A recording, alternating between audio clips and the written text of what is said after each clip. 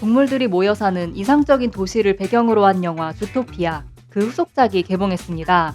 이 편 역시 상당한 호평을 받으며 아직까지 승승장구 중인데요. 해당 영화는 사회적 통념을 노력으로 타파해낸 작은 토끼 경찰 주디와 나쁘게 말하면 사기꾼, 멋지게 말하면 트릭스터인 여우 닉이 함께 우정을 쌓으며 사건을 해결해 나가는 버디몰 형식의 영화로 재밌고 매력적인 캐릭터 디자인과 더불어 사회적 편견과 차별을 주제로 아이와 어른 모두 만족시키며 전 세계에서 굉장히 인기를 끈 작품입니다. 오늘은 주토피아 시리즈를 조금 더 재밌게 관람할 수 있도록 영화의 배경이 되는 도시와 주토피아라는 세상이 어떻게 돌아가고 있는지에 대해 설명해 보도록 하겠습니다. 낙원의 이면. 토끼인 주디는 주변의 만류에도 불구하고 경찰이 되겠다는 일념으로 고향을 떠나 주토피아로 향합니다. 처음 주디의 눈에 비친 주토피아는 굉장한 이상향처럼 묘사되는데요. 여러 동물들이 함께 살아가며 차별도 편견도 없는 기회의 도시 느낌을 줍니다. 주토피아라는 도시의 이름은 동물을 뜻하는 고대 그리스어의 약어인 주와 유토피아를 합쳐 만들어진 단어입니다.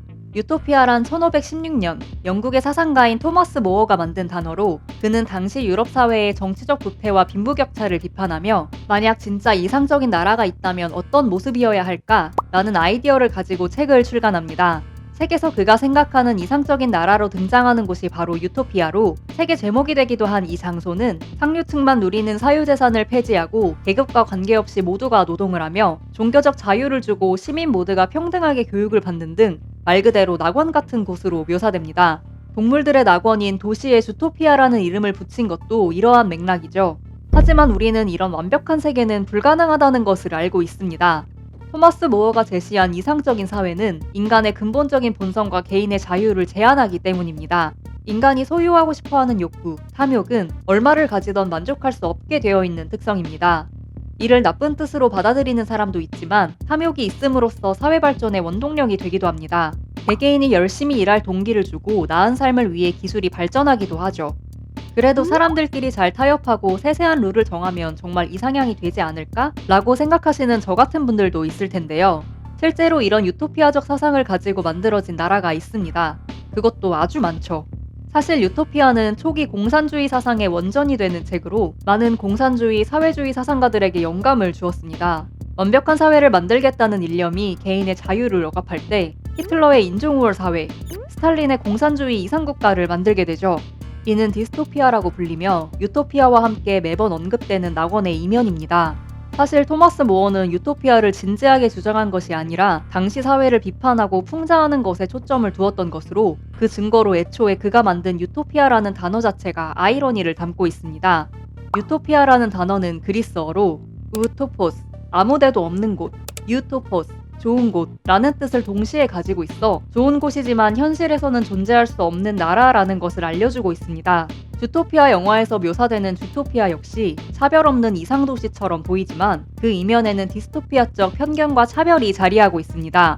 크고 힘센 동물만이 경찰이 될 수 있다는 편견이 깔려 있어 주디가 뛰어난 성적으로 경찰학교를 졸업했음에도 불구하고 서장과 동료들로부터 차별적인 대우를 받는데요. 경찰서장 보고는 주디를 토큰버니라고 부르며 경찰서 내 다양성을 시민들에게 보여주기 위한 구색 맞추기용 마스코트로 여기죠. 실제 사회에서도 토큰주의라 불리는 토크니즘은 조직이 차별이 없다는 이미지를 내세우기 위해 여성이나 인종 혹은 장애를 가진 사람들을 최소한의 숫자만 고용하는 행위를 말합니다. 그러면서 주디를 주요 업무에서는 배제시킨 채 주차 단속 임무를 주죠.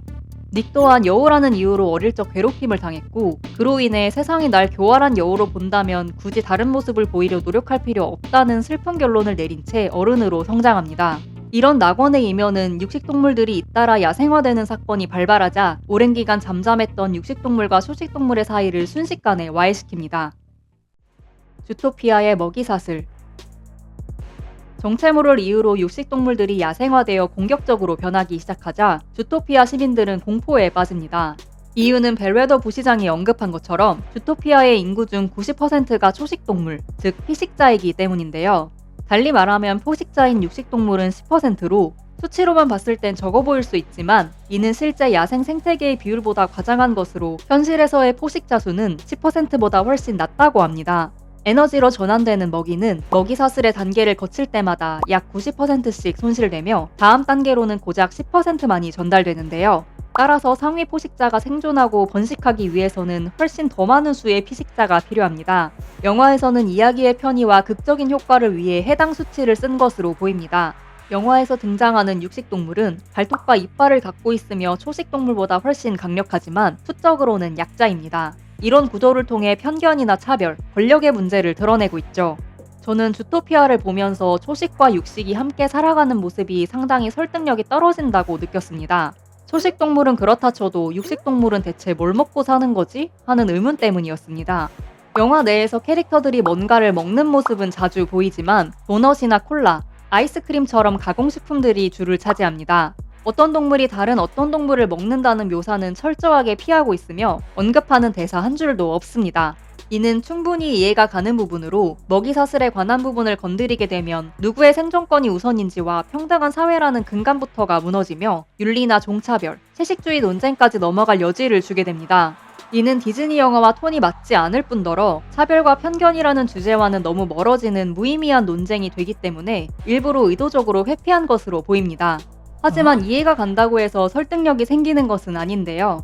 의외로 이 부분은 영화가 러닝타임 내내 보여주고 있었습니다. 주토피아의 시민들, 즉 걷고 말하는 동물들이 전부 포유를 하는 점입니다. 영화를 몇 번이나 봤지만 다양하게 등장하는 동물군에 저는 인지조차 못하고 있었더라고요. 영화에는 많은 동물들이 나오지만 새나 물고기, 곤충 등은 전혀 등장하지 않습니다. 이유야 여러 가지가 있겠지만 육식동물들이 무엇을 먹나 하는 의문의 감독은 육식동물들은 벌레를 먹는다고 답할 수 있었습니다. SNS를 통해 물고기와 식물, 곤충 단백질을 먹는다고 덧붙이기도 했습니다. 이 편에서는 세계가 좀 더 확장되어 파충류, 양서류, 그리고 조류 등이 추가되었습니다. 하지만 여전히 물고기는 지성체로 등장하지 않습니다. 동물의 숲을 하면서도 느꼈는데 어류에 대한 대우가 처참하네요. 프레임 전쟁. 주디와 닉은 육식동물들이 야생화하는 이유가 나이트 하울러라 불리는 독초 때문이라는 것을 알아냈습니다. 이 화학적 원인을 기자회견에서 설명하던 주디는 이미 잠정적 피해자가 된 초식동물 기자들이 하는 질문에 육식동물들은 생물학적으로 야만성을 억제하지 못한다고 답해버립니다. 이는 주디 역시 스스로 알아차리지는 못했지만 뿌리 어딘가에서 육식동물에 대한 편견을 가지고 있었기 때문에 나온 발언이죠. 겉으로는 누구나 무엇이든 될 수 있다는 이상을 믿고 있었지만 내면에는 어릴 때부터 사회와 가족에게서 배운 육식동물은 위험하다는 공포의 잔재가 무의식에 남아있었던 것입니다. 기자회견 이후 닉은 주디에게 등을 돌리고 주토피아 시민들은 육식과 초식으로 나뉘어 서로를 비난하며 싸우기 시작합니다. 문제는 해결된 것처럼 보였지만 사회는 더욱 극단적으로 분열되었습니다. 이는 철저하게 계획된 상황으로 벨웨더 부시장의 목적은 육식동물에게 본질적으로 야만적이고 위험하다는 생물학적 프레임을 씌워 영원히 무력화하고 다수의 초식동물이 도시의 모든 권력을 장악하는 것이었죠. 사실 나이트 하울러는 원래 주디의 고향에서도 흔히 볼 수 있는 잡초에 불과했고 메토끼들이 울타리 근처에 가지 못하도록 어른들이 주의를 주는 정도였습니다. 사회 문제로 확대될 이유가 전혀 없었죠. 하지만 벨웨더는 이 독초를 공포의 상징으로 재구성했고 언론을 이용해 양측의 갈등 장면만 반복적으로 노출시켰습니다. 뉴스는 시민들이 불안하게 생각하는 것들을 반복적으로 재생하면서 사람들이 스스로 생각하고 판단할 시간을 빼앗아가죠. 이처럼 우리의 뇌는 복잡한 판단 대신 빠른 결론을 내리길 원하기 때문에 카테고리화라는 방식을 사용합니다. 누군가를 개인으로 보기보다 그가 속한 집단으로 단순화해서 생각하는 것입니다. 내가 경험한 누군가를 보고 그가 속한 집단을 특정짓는 것입니다. 이런 상태에서 사건이 발생하면 사람들은 자신의 믿음을 강화해주는 정보만 골라서 받아들이는 확증 편향에 빠지게 됩니다. 이 틈을 이용하는 존재가 프레임과 언론입니다.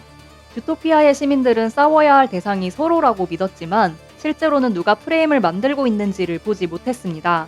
우리는 상대에 대해 모를수록 그들을 두려워하고 미워합니다. 뇌는 무지에 대한 공백을 채우기 위해 편견이라는 쉬운 툴을 가져다 메꿉니다. 제작 초기 단계의 주토피아는 지금처럼 밝은 느낌의 도시와는 정반대로 닉이 육식동물이라는 이유로 충격 제어 목걸이라 불리는 전기 충격 장치를 차고 사회에서 배제됨으로써 느끼는 억압과 분노에 초점을 맞춘 작품이었습니다.